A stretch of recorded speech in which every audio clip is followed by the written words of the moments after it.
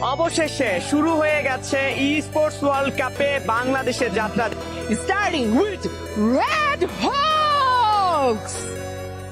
তারপরে আমাদের বাংলাদেশ থেকে আরএইচকে টিম ই স্পোর্টস উইন হয়ে ওয়ার্ল্ড কাপ টুর্নামেন্টে খেলতে যায়। তারাই বাংলাদেশকে রিপ্রেজেন্ট করবে, তারাই পারবে ই স্পোর্টস কে বাংলাদেশে বাঁচিয়ে রাখতে। তারা বর্তমানে সৌদিতে আছে। প্রথম দিনে 11 নম্বর Bangladesh bold entry, hot drops. আমাদের টার্গেট তো সবসময় চ্যাম্পিয়নই থাকবে। একমাত্র টিম এখানে আরএইচকে বাংলাদেশটিকে যে এই ম্যাচটাকে ফুললি নিজের কন্ট্রোলে রাখছে। করবে আরএইচকে টিম পারবেই, তাদের করতে হবে, যে বিচিতার জন্য হলেও করতে হবে। So best of luck, best wishes for RHK team. তো গাইস, স্পোর্টস প্লেয়ারদের তোমরা সাপোর্ট করো,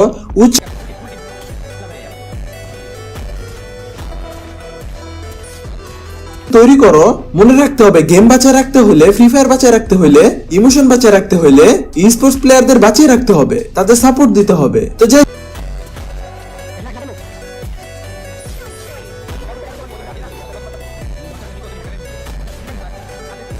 hello everybody, this is Riyad and welcome to my YouTube channel. তো কেমন আছো তোমরা? বরাবর মতো নতুন একটি ভিডিওতে চলে আসলাম আমরা। ই স্পোর্টস, হ্যাঁ ই স্পোর্টস, এটা কিছু মানুষের স্বপ্ন, শুধু কিছু মানুষের না, সব গেমারদের স্বপ্ন।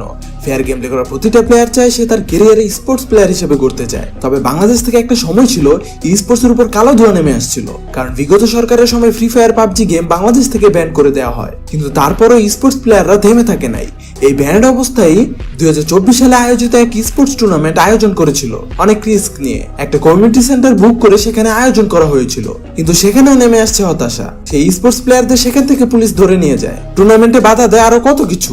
বাট 2024 গণ আন্দোলনের পরে ক্ষমতাচ্যুত হয়ে পলায়ন হওয়া বিগত সরকার, তারপরে অন্তর্বর্তী সরকার দায়িত্ব নেয়। সেখানে সাংস্কৃতিক উপদেষ্টা আমাদের স্টুডেন্টদের মধ্যে একজন আসিফ মাহমুদ, সে সম্প্রতি সময়ে গেম আনব্যান করে স্পোর্টস কে লিগ্যালিটি দেয়। আর তারপরে আমাদের বাংলাদেশ থেকে আরএইচকে টিম ই স্পোর্টস উইন হয়ে ওয়ার্ল্ড কাপ টুর্নামেন্টে খেলতে যায়। তারাই বাংলাদেশকে রিপ্রেজেন্ট করবে, তারাই পারবে ই স্পোর্টস কে বাংলাদেশে বাঁচিয়ে রাখতে। তারা বর্তমানে সৌদিতে আছে। প্রথম দিনে 11 নম্বর হয়েছে, আস্তে আস্তে ভালো করবে, ভালো কিছু হবে, এটাই আশা। আর একজন লিজেন্ড ডেডিকেটেড প্লেয়ার জেবি চিতা আমাদের মাঝে থেকে চলে গেছে। তারও স্বপ্ন ছিল সে উইন হবে, স্পোর্টস ওয়ার্ল্ড কাপ খেলবে, কিন্তু ভাগ্য সহায় হয় নাই। তারা সেকেন্ড হয়, এন্ড শুধু সেকেন্ড না, দুনিয়ায় সে পরাজয় হয়ে যায়, মানে মারা গেছে। আল্লাহ তাকে জান্নাত দান করুক। হ্যাঁ, সে হয়তো বেঁচে নেই, সে হয়তো আপ্রাণ চেষ্টার পরও ভাগ্যের কারণে হেরে গেছে, তাকে নিয়তি সঙ্গ দেয় নাই। কিন্তু আমরা তার স্বপ্নকে মরতে দিব না। সে চাইছিল বাংলাদেশকে বিশ্ব মঞ্চে রিপ্রেজেন্ট করবে, সে পারে নাই, তো কি হয়েছে?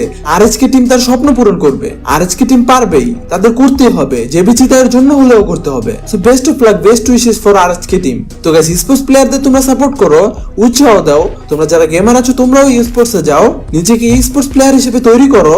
মনে রাখতে হবে, গেম বাঁচিয়ে রাখতে হলে, ফ্রি ফায়ার বাঁচিয়ে রাখতে হলে, ইমোশন বাঁচিয়ে রাখতে হলে ই স্পোর্টস প্লেয়ারদের বাঁচিয়ে রাখতে হবে, তাদের সাপোর্ট দিতে হবে। তো যাই হোক, আজকের ভিডিও এই পর্যন্তই। তোমরা সবাই ভালো থেকো, ভালো রাখো, ই স্পোর্টস প্লেয়ারদের সাথে থেকো, আমার সাথেও থেকো। এন্ড ভিডিও ভালো লাগলে লাইক, কমেন্ট, শেয়ার ও সাবস্ক্রাইব করে দিও। চ্যানেলে সাপোর্ট নাই, ভিউ নাই, সব বেশি বেশি করে দাও। তো আল্লাহ হাফেজ।